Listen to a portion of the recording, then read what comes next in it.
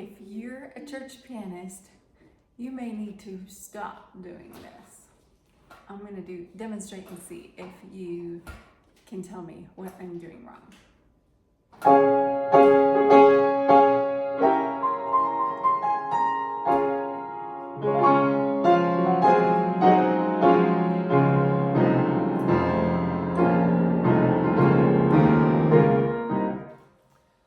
If you guessed keeping the sustain pedal down, then you're absolutely right. And I don't say that to put you down as a church pianist, but we often hear this in church music, just too much pedaling.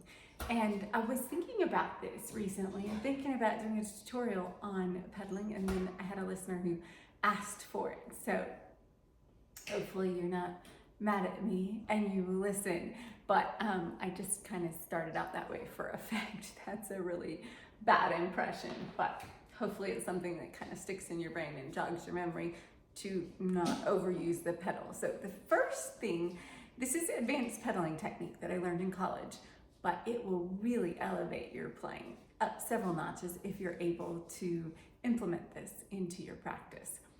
So the first thing about pedal technique is the position of your foot on the pedal. And the first thing is your foot does not go on the pedal. The pedal you should play it right in the area right between your foot and your toe, your big toe. So I'm gonna come close so you can see where I'm putting it. So your pedal should go right there. So that's where you have a lot of control over where the pedal goes, okay? So that's the first thing, position. So you put your foot kind of catty corner on or toe on the pedal. So you have lots of control. And then you should push the pedal all the way down and then come all the way up, and feel how much distance that is from all the way down to all the way up.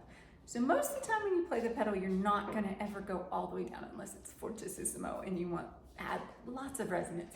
Most of the time you're just gonna go halfway down. So you need to first feel where about halfway down is, half pedal, okay? So the next thing is, we don't wanna pedal the way we were taught in our beginner John Thompson or Bastian books. I think Bastian taught you this. You play the pedal with the chord. And what that does is that adds an immediate accent on every note that we pedal. So unless you want a really accented piece, you should pedal off the beat instead of, so you play the chord and then play the pedal. Then you change the chord, then change the pedal, up and down. And then you change the chord, change the pedal. Change the chord, change the pedal. Change the chord, change the pedal. Change the chord, change the pedal.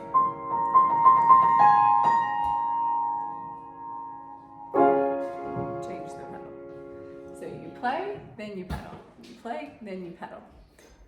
So that already eliminates the accents from your playing with the pedal. And it also, if you will practice doing this in between each chord, you'll get in your ear a really clean and clear sound in your playing. So it's not muddy. That's what we want to avoid as church pianists. We are often guilty of kind of just putting on the gas pedal and leaving it down. And we don't want to do that. We want it to be clear, clean, crisp sounding. So, two things. Position of your foot on the pedal, right between the foot and the toe, right there where you have a lot of control and flexibility. Three things.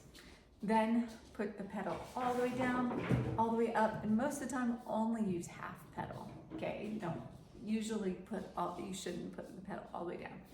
And then the third thing is practice pedaling off the beat in between every chord for a really clean, clear, and crisp sound.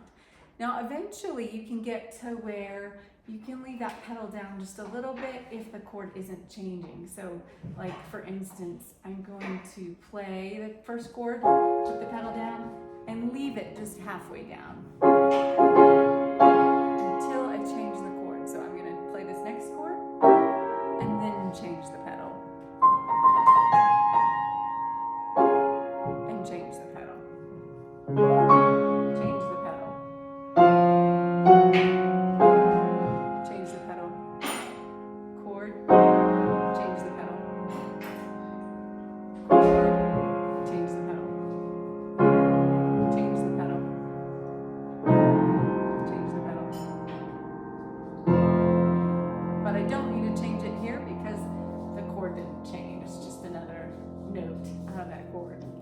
play the chord, change it up, and you get the idea.